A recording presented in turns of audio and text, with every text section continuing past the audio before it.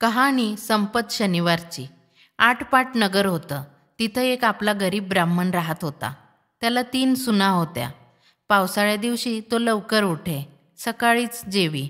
लेकी सुनासुद्धा शेतावर जाई, धाकट्या सुनेला मात्र घरी ठेवी. याप्रमाणे आपला नित्याप्रमाणे शेतावर गेला. जाताना घरी सुनेला सांगितलं, मुली मुली आज शनिवार आहे, माडीवर जा. घागरी मडक्यात काही दाणे पहा, थोडेसे काढ, दळून त्याच्या भाकऱ्या कर. किनी कुरडूची भाजी कर, तेरड्याचं बी वाटून ठेव. सुनेनं बरं म्हटलं. माडीवर दाणे पाहू लागली. अर्ध्या भाकरीपुरते दाणे निघाले, तेवढेच तिनं दळले. त्याच्या लहान लहान भाकऱ्या केल्या. किनी कुरडूची भाजी केली. तेरड्या टाकळ्यांचं बी वाटलं नि सासू सासऱ्यांची वाट पाहत बसली. इतक्यात तिथं शनिदेव कुष्ठ्याच्या रूपानं आले आणि म्हणाले, बाई बाई, माझं सर्व अंग ठणकत आहे, माझ्या अंगाला तेल लाव. ऊन पाण्यानं आंघोळ घाल. घरात गेली. 4 तेलाचे थेंब घेतले, त्यांच्या अंगाला तेल लावलं. वाटलेले बी लावून ऊन पाण्यानं आंघोळ घातली. भाकरी खाऊ घातली. त्याचा आत्मा थंड केला. तसा कुष्ठ्यानं तिला आशीर्वाद दिला. तो काय दिला? तुला काही कमी पडणार नाही म्हणून म्हणाला. आपलं उष्ट वळचणीला खोचलं. शनिदेव अदृश्य झाले. काही वेळानं घरी सासू सासरे दीर जावा आल्या. त्यांनी सर्व तयारी उत्तम पाहिली, संतोषी झाली. आपल्या घरात तर काही नव्हतं, हे असं कशानं झालं म्हणून आश्चर्य करू लागली. दुसऱ्या शनिवारी ब्राह्मणानं दुसऱ्या सुनेला घरी ठेवलं. सगळी माणसं घेऊन शेतावर गेला. इकडे काय मौज झाली. शनिदेवांनी मागच्यासारखंच कुष्ठ्याचं रूप घेतलं. ब्राह्मणाच्या घरी आले.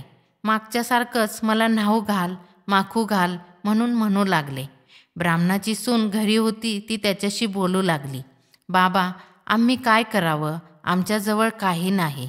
देव म्हणाले, जे असेल त्यातलंच थोडंसं मला दे. ब्राह्मणाची सून, माझ्याजवळ काही असलं तरी नाहीसं होईल, असा त्यांनी शाप दिला नि आपण अंतर्धान पावले. ब्राह्मणाची सून माडीवर गेली. हंडी मडकी पाहू लागली. तिला काही सापडलं नाही. संध्याकाळ झाली. सासू सासरा घरी आली. सर्व तयारी पाहू लागली. तो त्यांना काहीच दिसेना. मग सुनेला राग भरली. सुनेनं झालेली हकीकत सांगितली. पुढं 3रा शनिवार आला. ब्राह्मणानं 3ऱ्या सुनेला घरी ठेवलं. जेवणाची तयारी चांगली कर म्हणून सांगितलं. आपण उठून शेतावर गेला. इकडे मागच्यासारखे शनिदेव आले. ब्राह्मणाच्या सुनेला अंगाला तेल लाव म्हणून म्हणू लागले. तिनं दुसऱ्या जावेसारखा जबाब दिला. देवांनी तिला पूर्वीसारखा शाप दिला आणि आपण अंतर्धान पावले.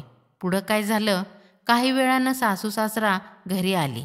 जेवणाची तयारी पाहू लागली. तो तिथं काही दिसेना. मग त्यांनी सुनेला विचारलं. मागच्यासारखीच हकीकत ऐकली. सगळ्यांना उपवास पडला. मनात फार खिन्न झाली. पुढं 4था शनिवार आला. ब्राह्मणानं धाकट्या सुनेला घरी ठेवलं. पहिल्यासारखीच आज्ञा केली आणि आपण निघून शेतावर गेला. इकडे शनिदेवानं काय केलं? गलीत कुष्ठ्याचं रूप धरलं. ब्राह्मणाच्या घरी आला. सुनेला म्हणू लागला, बाई बाई, माझं अंग ठणकत आहे, त्याला थोडं तेल लाव. तिनं बरं म्हटलं. अंगाला तेल लावलं. ऊन पाण्यानं आंघोळ घातली. भाजी भाकर खायला दिली. त्याचा आत्मा थंड झाला. तेव्हा देवानं तिला आशीर्वाद दिला. तो काय दिला? असाच तुझा आत्मादेव थंड करील म्हणून म्हणाला. आपलं उष्ट वळचणीला खोचलं आणि आपण अंतर्धान पावला. पुढं ब्राह्मणाची सून माडीवर गेली. हंडी मडकी पाहू लागली.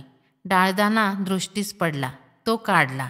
तिनं चांगला स्वयंपाक केला आणि सासू सासऱ्यांची वाट पाहत बसली. इतक्यात सासू सासरा तिथं आली. सुनेला विचारू लागली, मुली मुली, आज तू काय केलं आहेस? सुनेनं सांगितलं, सगळी तयारी आहे.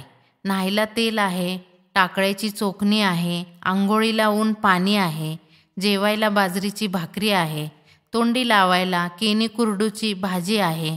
सासू सासऱ्यास आनंद झाला.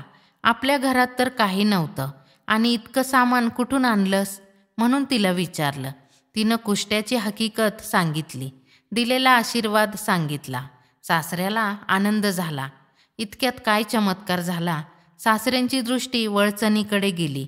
तिथं काही खोचलेलं दृष्टीस पडलं. त्यांनी ते सोडून पाहिलं.